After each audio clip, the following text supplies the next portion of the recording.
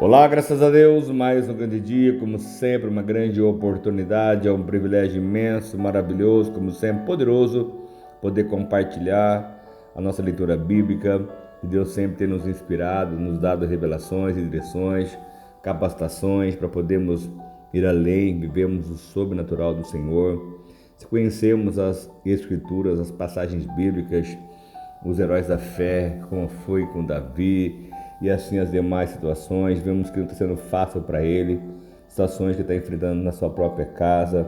Como aqui lemos ontem, a conspiração do próprio Absalão arquitetando contra o pai, criando situações para poder realmente roubar o seu reino. Davi fugindo. Olha só que situação esse rei começou a enfrentar.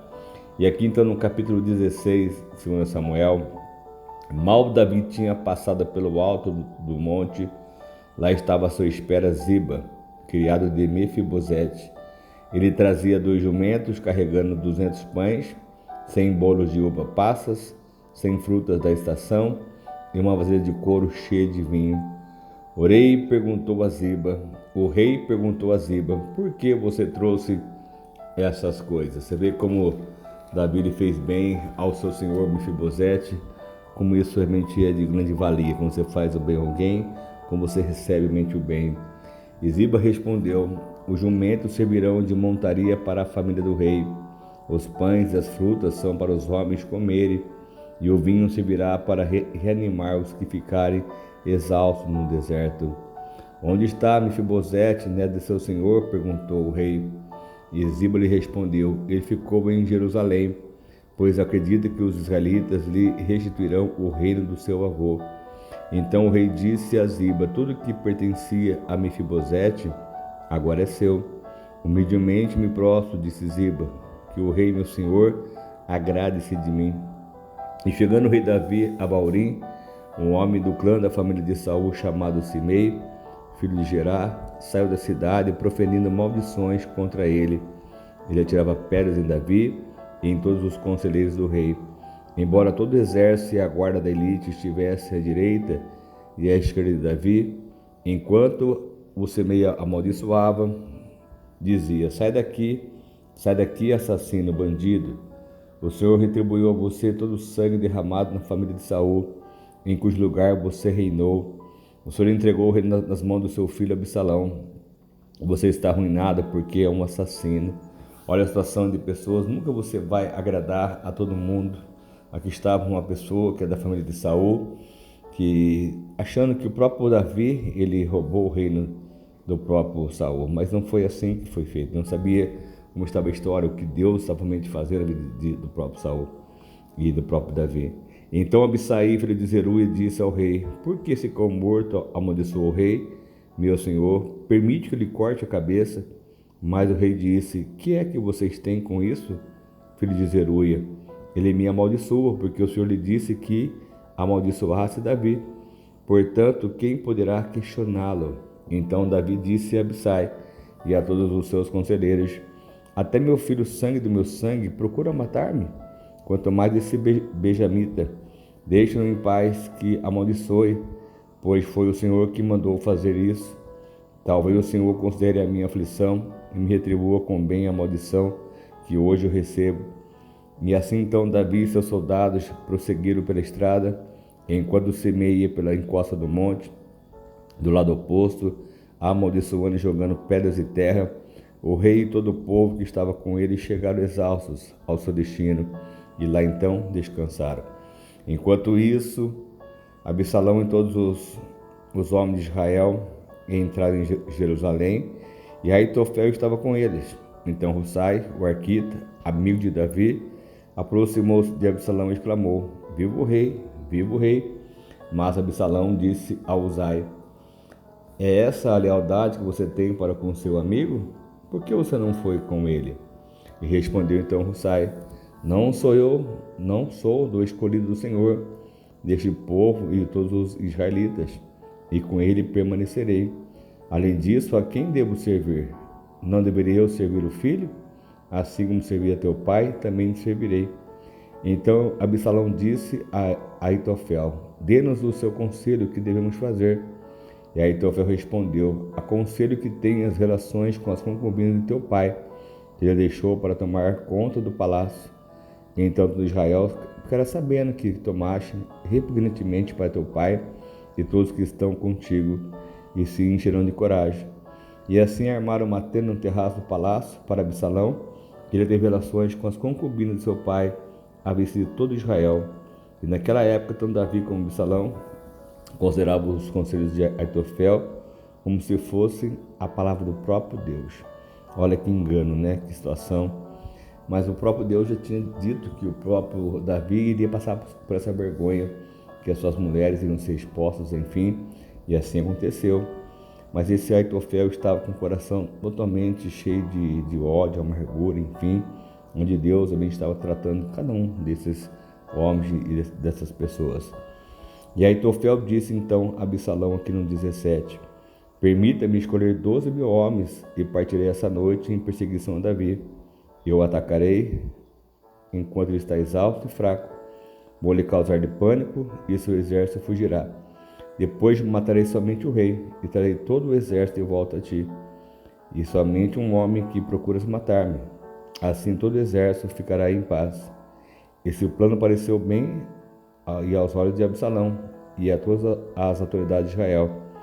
E, entretanto, Absalão disse: chame também Husai, o arquita, para que ouçamos a opinião dele. E quando Husai entrou, Absalão lhe disse: Aitofel nos deu o conselho dele. Devemos fazer o que ele diz, ou você tem outra opinião? Husai respondeu: o conselho que Aitofel deu dessa vez não é bom. Sabes que teu pai e os homens que estão com ele são guerreiros, e estão furiosos como uma ursa selvagem, da qual roubaram os filhotes deles. Além disso, teu pai é um soldado experiente e não passará a noite com o exército. Ele agora já deve estar escondido numa caverna ou algum lugar melhor. Se algum dos teus soldados forem mortos no primeiro ataque, quem souber disso dirá: houve matança no meio do exército de Absalão. Então até o mais bravo soldado, corajoso como o leão, ficará morrendo de medo, pois todo Israel sabe que teu pai é um guerreiro, valente, que seus soldados são corajosos. Por isso dou o seguinte conselho: que se reúnam a ti todos os homens de Israel, desde Dan até Berseba, tantos como a areia da praia, e que tu mesmo os conduza na batalha. Então atacaremos onde quer que ele se encontre, e cairemos sobre ele como o orvalho cai sobre a terra. Ele e todos os seus homens não escaparão, e se ele se refugiar em alguma cidade, todo Israel se levará cordas para lá, e arrastaremos aquela cidade para o vale, até que não reste ali sequer uma pequena pedra. Absalão e todos os homens de Israel consideraram o conselho de Husai, o arquita, melhor que o do Aitofel, pois o Senhor tinha decidido frustrar o eficiente conselho de Aitofel, a fim de trazer ruína sobre Absalão. Husai então contou aos sacerdotes Zadok e Abiatar o conselho que Aitofel dera a Absalão e às autoridades de Israel, e que ele mesmo lhes tinha aconselhado em seguida. Então pediu que enviasse imediatamente esta mensagem a Davi: não passe a noite nos pontos de travessia do Jordão, no deserto, mas atravesse logo o rio, senão o rei e todo o seu exército serão exterminados. Jonatas e Aimás estavam em El-Rogel, e uma serva informava regularmente, pois não podiam arriscar-se a serem vistos na cidade. Eles, por sua vez, iam relatar ao rei Davi o que tinham ouvido. Mas um jovem os viu e avisou Absalão. Então eles partiram rapidamente e foram para a casa de um habitante de Baurim, que tinha um poço no quintal. Eles desceram ao poço. O dono da casa colocou a tampa do poço. Para disfarçar, espalhou grãos de cereal por cima. Os soldados de Absalão chegaram à casa da mulher e lhe perguntaram: onde estão Aimás e Jonatas? E a mulher respondeu: eles atravessaram as águas. Os homens os procuraram sem sucesso e voltaram a Jerusalém. Tendo eles ido embora, os dois saíram do poço e foram informar o rei Davi.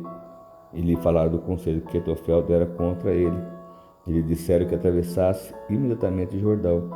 Então Davi e todo o seu exército saíram, e quando o sol nasceu, todos tinham atravessado o Jordão. Vendo Aitofel que o seu conselho não havia sido aceito, selou seu jumento e foi para casa, para sua cidade natal, pôs seu negócio em ordem e depois se enforcou. e ele foi sepultado no túmulo de seu pai. Davi já tinha chegado a Manaim quando Absalão atravessou o Jordão com todos os homens de Israel.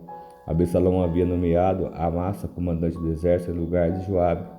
Amasa era filho de Jeter, um israelita que havia possuído Abigail, filho de Naás, a irmã de Zeruia, mãe de Joabe.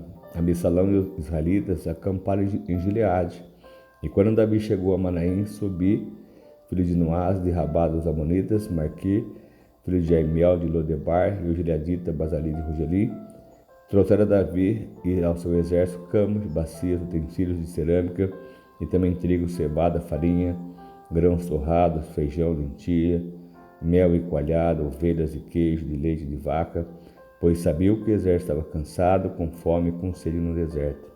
Olha só que interessante essa passagem, nessas situações, como Deus ele age, Deus ele cria meios em favor do seu ungido, como o rei Davi. Absalão, que tinha feito toda essa situação para poder reinar sobre o povo do que o Deus tinha levantado sobre o próprio Davi. Você vê que os conselheiros de Aitofel, como Deus criou uma situação para que não pudesse ser aceito, como ele foi desprezado. Uma pessoa, quando é desprezada, uma situação a qual ela disse não teve valor, olha só o que ele fez com a própria vida. Ele foi para sua casa, realmente colocou seus negócios em ordem e depois se enforcou. Parece que é algo tão simples assim. A pessoa não conseguiu realmente receber realmente aquele momento, aquela crítica, uma situação de guerra onde ele tinha dado conselho, até que seria um dos melhores conselhos, sim, na verdade, assim foi dito, mas Deus criou um meio com outro conselheiro, ao qual realmente deram ouvidos a ele, que achou que foi melhor do que o outro, enfim. Quantas coisas Deus ele pode realmente nos surpreender, nos abençoar, nos prosperar, nos dar a vitória a qual almejamos e sonhamos. E assim, quanto mais cremos nisso, confiarmos nisso, colocar nossa confiança no Senhor, o quanto mais seremos abençoados e transformados pelo próprio Deus. Então, assim, precisamos entender, compreender a maneira como Deus ele age, conforme ele nos permite realmente viver de forma intensa com ele, porque se confiarmos nele, como o próprio Davi, ele confiava totalmente no Senhor. Até sabia que quando começaram ali a amaldiçoá-lo e apedrejá-lo e xingá-lo, enfim, ele disse: o Senhor está mandando isso contra mim. Ele não se revoltou, ele não se deixou se levar por aquele momento, teve o equilíbrio, domínio, poder entender, compreender que ele estava sendo até punido aos seus próprios olhos. E assim ele não pecou contra o Senhor, não pecou contra o próprio Deus, ele continuou sendo fiel ao Senhor. E Deus foi o abençoando, e Deus foi o libertando e dando a ele a vitória como sempre. Então, nós precisamos crer, confiar que Deus está trabalhando a nosso favor, ainda que possa tentar conspirar contra nós, que isso não vai fluir, não vai acontecer, porque Deus está sempre cuidando, Deus está sempre zelando, e Ele vai fazer o melhor por cada um de nós. Amém? Em nome de Jesus? Vamos estar orando, vamos estar clamando ao nosso Deus, para que Ele possa realmente ouvir sempre as nossas razões e dar a vitória, conforme Ele nos ensina, que Ele que dia para conosco, Ele vai dar a vitória a cada um de nós. Amém? Senhor amado Pai, mais uma vez eu quero te agradecer pelo momento, pela oportunidade, pela Tua palavra, a qual o Senhor sempre cria os meios, cria as situações para abençoar o seu servo, aqueles que te seguem, aqueles que são para o Senhor um tesouro especial, meu Pai, como diz na Tua palavra, que nós somos Deus dos Teus olhos, a menina, meu Pai, delas. Então que o Senhor venha honrar de forma especial, para honra a cada um de nós, sejamos ungidos, consagrados ao Senhor, a diferença para Ti, meu Pai, esse tesouro especial para o Senhor. Então que a Tua presença faça a diferença, meu Deus, sobre cada vida, que possamos sempre crer, confiar, acreditar e saber que o Senhor está sempre trabalhando em nosso favor. Obrigado por mais uma vez, meu Pai amado, por tudo, e que a Sua palavra se cumpra de forma literal sobre cada vida, sobre cada casa, sobre cada família, sempre, em nome de Jesus. Amém? Deus abençoe muito a sua vida, a sua casa, a sua família, que você veja essa prosperidade, essa felicidade sobre o seu lar, sobre a sua casa, e que nada seja um impedimento para que você possa viver o melhor dessa terra. Amém? Em nome de Jesus, o que precisar, pode contar conosco sempre, nossas mensagens e orações, em nome de Jesus. Deus abençoe, fica com Deus.